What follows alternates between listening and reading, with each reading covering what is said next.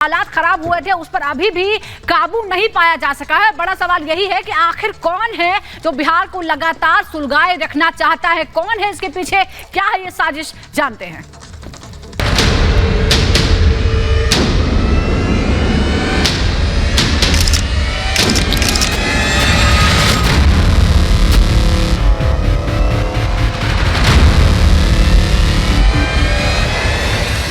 हिंसा की आग में सुलग रहा है बिहार, सिसक रहा है गुलशन का परिवार और इफ्तार पार्टी कर रहे हैं बिहार के सीएम नीतीश कुमार।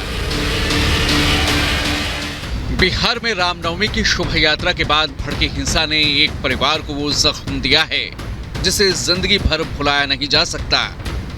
गुलशन उपद्रवियों की गोली का शिकार हो गया, मौके पर जान चली गई।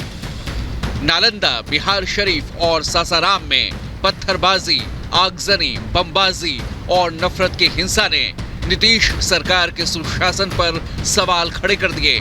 वहीं हिंसा की सुलगती आग के बीच सीएम नीतीश कुमार इफ्तार कार्यक्रम में शामिल हुए। पीछे लाल किले की तस्वीर और झक सफेद कुर्ता पाजामा में मंच पर बैठे नेता। यही तस्वीर है जो बताती है कि हिंसा की आग में जलता है आम इंसान और नेताओं से मिलता है तो बस सियासी बयान। बीजेपी ने कल बिहार विधानसभा में हिंसा पर जमकर हंगामा किया और नीतीश सरकार से इस्तीफे की मांग की। पत्थर क्यों बरसा? ये सरकार तुष्टीकरण की राजनीति में जो पत्थर बरसाने वाले हैं उस पर कार्रवाई नहीं करके उसे डराना चाहती है।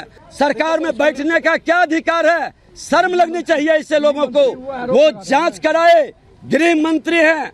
जब हर बार रामनवमी का शोभा यात्रा निकलता है, शांति समिति की बैठक होती है, सरकार पूरी सजगता की तैयारी करती है, फिर ये घटना घटा जिम्मेवारी लेनी चाहिए।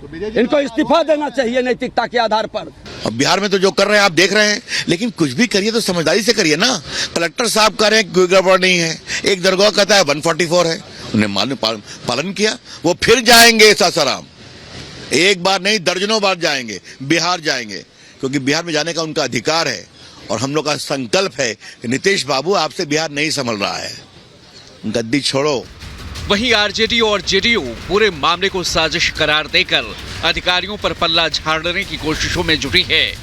प्लांटेड तो वही ना करवाए होंगे, वो तो काम ही है उनका, धार्मिक उन्माद फैलाना। और दूसरा काम क्या कर रहे हैं? देश में धार्मिक उन्माद फैलाने का काम कर रहे हैं। राजनीतिक दल शामिल हैं इसमें, ऐसे लोग को चिन्हित करके दंडित करना चाहिए सरकार के स्तर पे।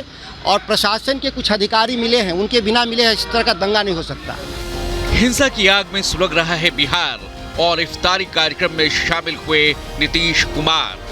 हालांकि सवाल सीएम की किसी कार्यक्रम में शामिल होने पर नहीं है, बल्कि बिहार की बिगड़ती कानून व्यवस्था पर है। अगर कानून व्यवस्था अच्छी होने के लिए सरकार खुद की पीठ थपथपा सकती है तो फिर विफलता की जिम्मेदारी भी सरकार की ही बनती है। अब तक हिंसा मामले में बिहार शरीफ से 130 और सासाराम से 43 उपद्रवियों की गिरफ्तारी हो चुकी है। एफएसएल की टीम ने बिहार शरीफ पहुंचकर सबूत जुटाए, तो वहीं हिंसा प्रभावित इलाकों में सुरक्षा बलों की गश्ती और फ्लैग मार्च का सिलसिला बदस्तूर जारी है। स्कूल, कॉलेज, कोचिंग संस्थान और इंटरनेट पर आज भी पाबंदी जारी रहने वाली है। नालंदा में धारा 144 लागू है और लोगों में अब भी माहौल खराब होने का डर है।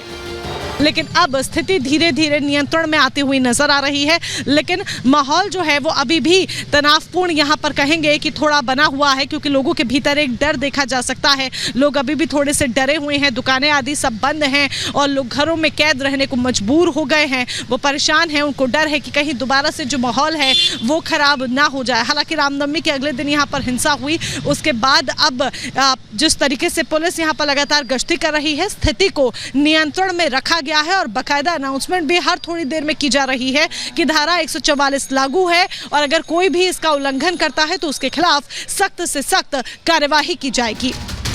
पुलिस की सख्ती के बावजूद उपद्रवियों पर पूरी तरह से नियंत्रण नहीं पाया जा सका है।